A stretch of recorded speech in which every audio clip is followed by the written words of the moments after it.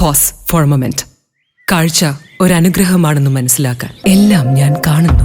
Imagine കാഴ്ചകൾ മങ്ങുന്ന ആ ദിവസം. എന്റെ കണ്ണുകളെ ബാധിച്ച ഗ്ലോക്കോമ. ഗ്ലോക്കോമയുടെ പ്രധാന ലക്ഷണങ്ങളിൽ ഒന്നാവാം കൂർക്കം വലി. വശങ്ങളിലെ കാഴ്ച മങ്ങി ഒരു കുഴലിലൂടെ പോലെയായി ചുരുങ്ങുന്നു. Treat early four glaucoma.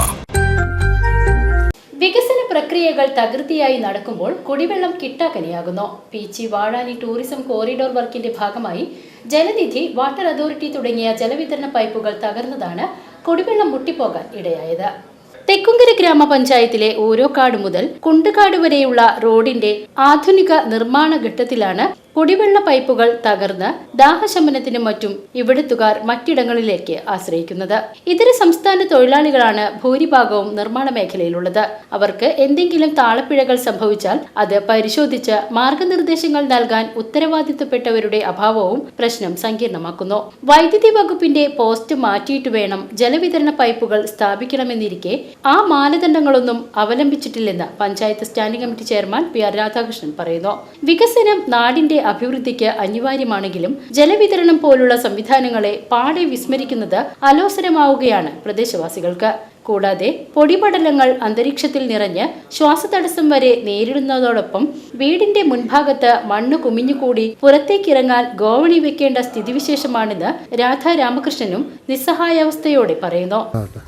Vazhani Peechi കോറിഡോറിൻ്റെ road പണി അതിവേഗം പുരോഗമിച്ചുകൊണ്ടിരിക്കുമ്പോൾ തന്നെ ഊരകാട് കുണ്ടുകാട് ഭാഗം പ്രദേശങ്ങളിൽ റോഡ് പണിയുടെ ഭാഗമായിട്ട് കുടിവെള്ളം ഒരു 3-4 ആഴ്ചയായിട്ട് കുടിവെള്ളമില്ല. കുടിവെള്ളത്തിൻ്റെ പൈപ്പ് ഇടാനായിട്ട് ഇലക്ട്രിസിറ്റി പോസ്റ്റ് മാറ്റാത്തതാണ് ഒരു കാരണം അവർ പറയുന്നത്.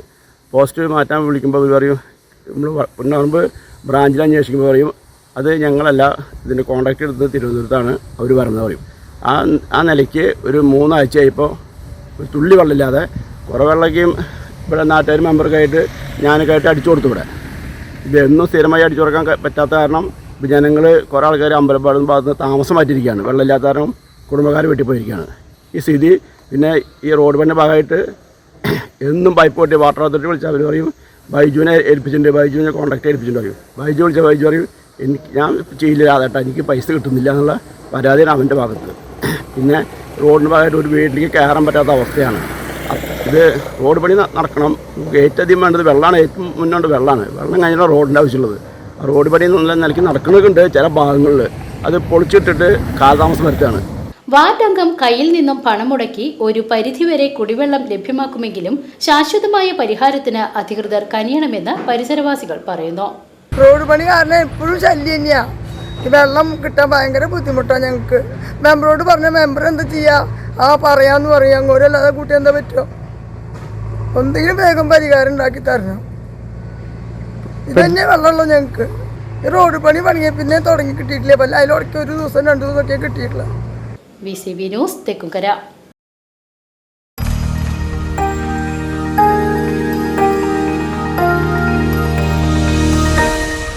You are watching VCV News.